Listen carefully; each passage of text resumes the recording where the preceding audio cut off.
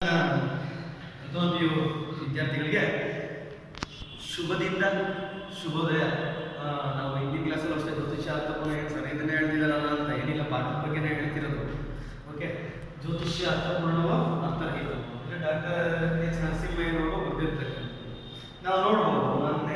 ಅಂದರೆ ಹಿಂದಿನ ತರಗತಿಯಲ್ಲಿ ನಾವೇನು ಮಾಡಿದ್ವಿ, ಹಲವಾರು ವಿಚಾರಗಳನ್ನು ನಾವೇನು ಮಾಡಿದ್ವಿ ತಿಳ್ಕೊಳ್ತಾ ಹೋಗ್ತಾ ಇದ್ವಿ ಅಲ್ವಾ. ಇನ್ನೂ ಹೆಚ್ಚಿನದಾಗಿ ನಾವೇನು ಮಾಡೋಣ ಈ ತರಗತಿಯಲ್ಲಿ ತಿಳ್ಕೊಳ್ತಾ ಹೋಗೋಣ. ನೋಡಿ, ನಾವು ಪ್ರತಿಯೊಂದಕ್ಕೂ ಕೂಡ ಸಮಯ, ಗಳಿಗೆ, ಸಂದರ್ಭ ಎಲ್ಲ ನೋಡ್ತಾ ಹೋಗ್ತೀವಿ ಅಲ್ವಾ. ಆದರೆ ಬಸ್ಸು, ರೈಲು ಒಂದ್ ಕಡೆಯಿಂದ ಮತ್ತೊಂದು ಕಡೆ ಹೋಗ್ಬೇಕು, ವಿಮಾನಗಳು ಅಷ್ಟೇ ಒಂದ್ ಕಡೆಯಿಂದ ಮತ್ತೊಂದು ಕಡೆ ಹೋಗ್ಬೇಕು ಅಂತ ಹೇಳಿದ್ರೆ ಅದೆಲ್ಲ ಸಮಯಗಳಿಗೆ ನೋಡಲ್ಲ. ಅವು ಪಾಡ್ಗೆ ಹೋಗ್ತಾ ಇರ್ತವೆ, ಅವು ಪಾಡ್ಗೆ ಅವು ಬರ್ತಾ ಇರ್ತವೆ. ನಾವೇನ್ ಮಾಡ್ತೀವಿ, ಗ್ರಹ ನಕ್ಷತ್ರಾದಿಗಳನ್ನ ನೋಡ್ಕೊಂಡು ಬರೀ ಜ್ಯೋತಿಷ್ಯದ ಬಗ್ಗೆ ತಿಳ್ಕೊಳ್ತಾ ಹೋಗ್ತಾ ಇದೀವಿ. ಮುಂದೆ ಏನಾಗುತ್ತೆ ಏನಿಲ್ಲ ಅನ್ನೋದ್ರ ಬಗ್ಗೆ ಅಲ್ವಾ.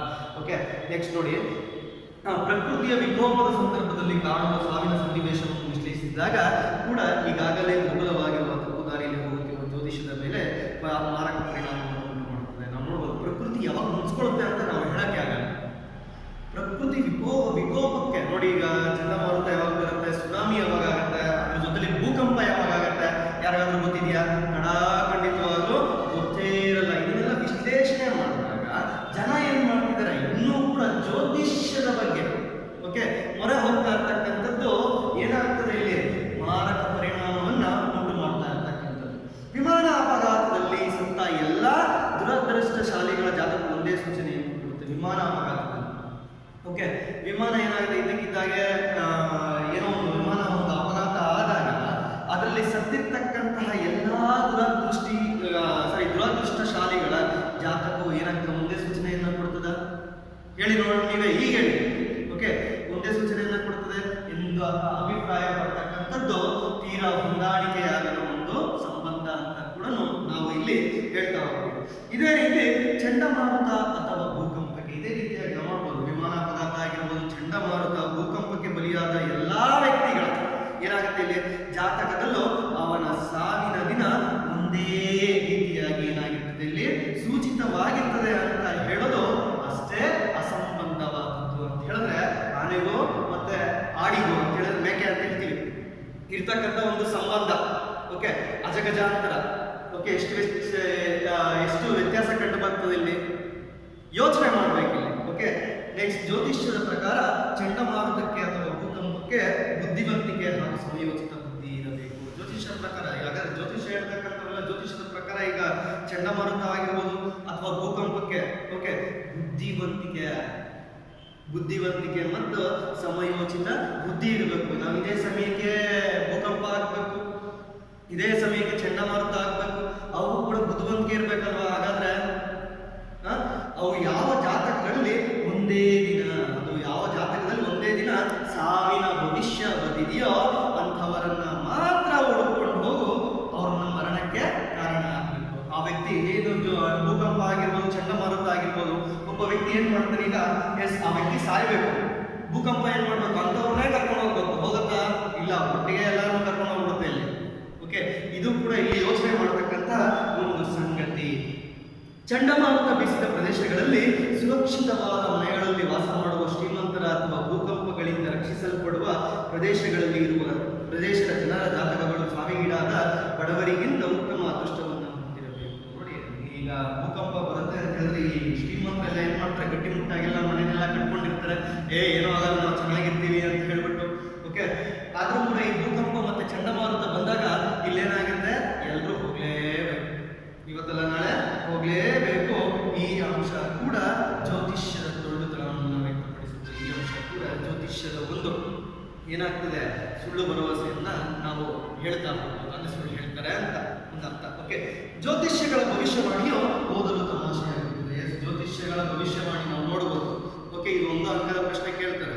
ಓಕೆ, ಜ್ಯೋತಿಷ್ಯಗಳ ಭವಿಷ್ಯವಾಣಿಯು ಓದಕ್ಕೆ ಒಂದು ರೀತಿಯಾಗಿ ತಮಾಷೆ ಆಗಿರ್ತದೆ. ಪ್ರತಿದಿನ ನಾವೇನ್ ಮಾಡ್ತೀವಿ, ಪತ್ರಿಕೆಗಳಲ್ಲಿ, ಟಿವಿಗಳಲ್ಲಿ ಎಲ್ಲ ನೋಡ್ತಾನೆ ಇರ್ತೀವಿ. ಪತ್ರಿಕೆ ತಗೊಂಡು ರಾಶಿ ಸಿಂಹರಾಶಿ ಯಾವ ರೀತಿ ಇದೆ, ಓಕೆ ಮಕರ ಅಂತ ಹೇಳಿದ್ರೆ ಬಕ್ರನೇ ಆಗ್ಬೇಕು, ಆ ರಾಶಿ ಆ ರೀತಿ ಆಗ್ತದೆ ಸಮಸ್ಯೆ. ಓಕೆ, ಜ್ಯೋತಿಷಿಗಳ ಭವಿಷ್ಯವಾಣಿಯು ಓದಲು ತಮಾಷೆಯಾಗಿರ್ತದೆ.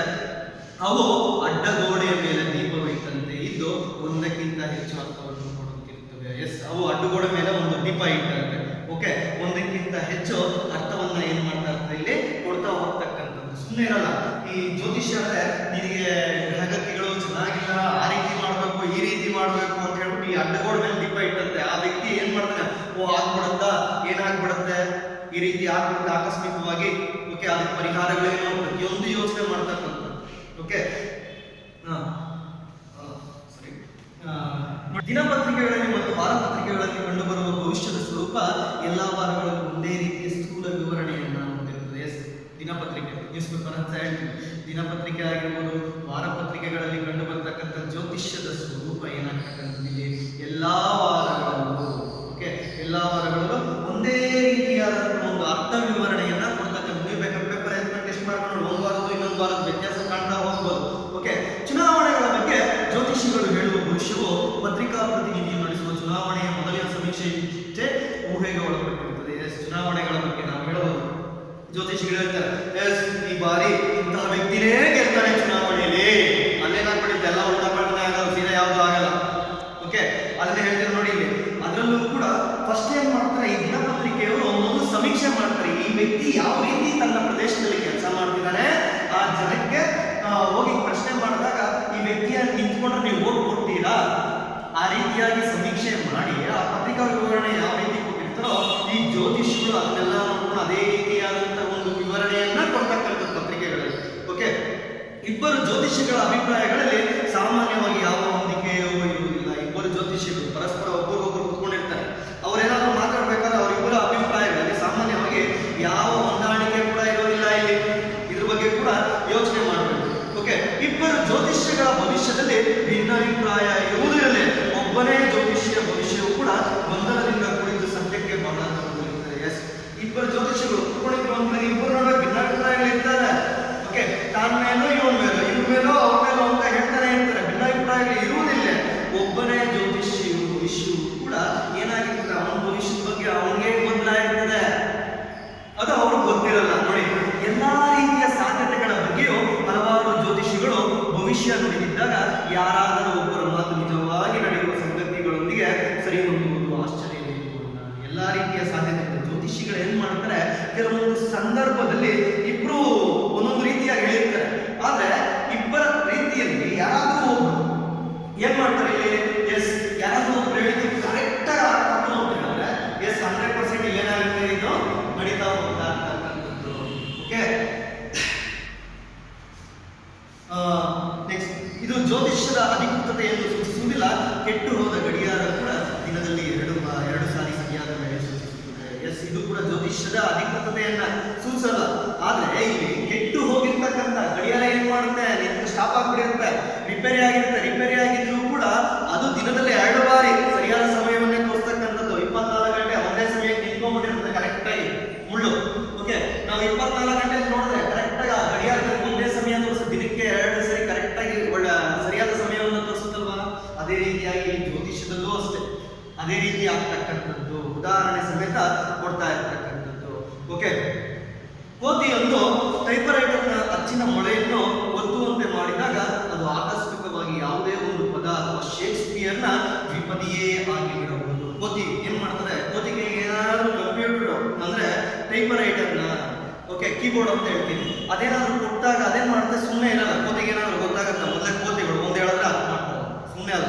ಓಕೆ, ಇಲ್ಲೇನ್ ಮಾಡ್ತಾರೆ, ಕೀಬೋರ್ಡ್ ನ ಕೊಟ್ಟಿದ ತಕ್ಷಣ ಅವೇನ್ ಮಾಡ್ತಾರೆ, ಒತ್ತಿ ಒತ್ತಿ ಒತ್ತಿ ಒತ್ತಿ ಒತ್ತಿ ಒತ್ತಿ ಏನ್ ಮಾಡ್ತಾ ಇರ್ತದೆ ನೋಡ್ತದೆ. ಆ ಒತ್ತಿದಾಗ ಆ ಪರದೆ ಮೇಲೆ ಏನೋ ಆಗ್ಲಿಕ್ಕೆ ಹೋಗಿ ಇನ್ನೊಂದು ಆಗ್ಬಿಟ್ಟಿರುತ್ತೆ. ನಾವು ನೋಡಿ ಯಾವ್ದಾದ್ರು ಒಂದು ಕೆಲಸ ಮಾಡ್ಬೇಕಾದ್ರೆ ಇಲ್ಲಿ ಏನಾಗ್ತಕ್ಕಂಥದ್ದು, ನಾವು ಏನೋ ಕೆಲಸ ಮಾಡ್ತಾ ಅಲ್ಲೇನೋ ಆಗಿರ್ತಕ್ಕಂಥದ್ದು, ಅದು ಒಳ್ಳೇದಾಗಿರುತ್ತೆ ಕೆಟ್ಟದಾಗಿರ್ತದೆ ಸೆಕೆಂಡ್ರಿ ಅದು.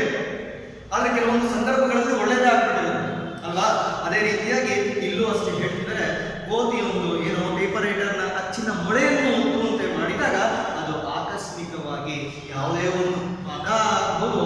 ಇಲ್ಲಿದ್ರೆ ಶೇಕ್ಸ್ಪಿಯರ್ನ ದ್ವಿಪದಿ ಅಂತ ಹೇಳಿದ್ರೆ 2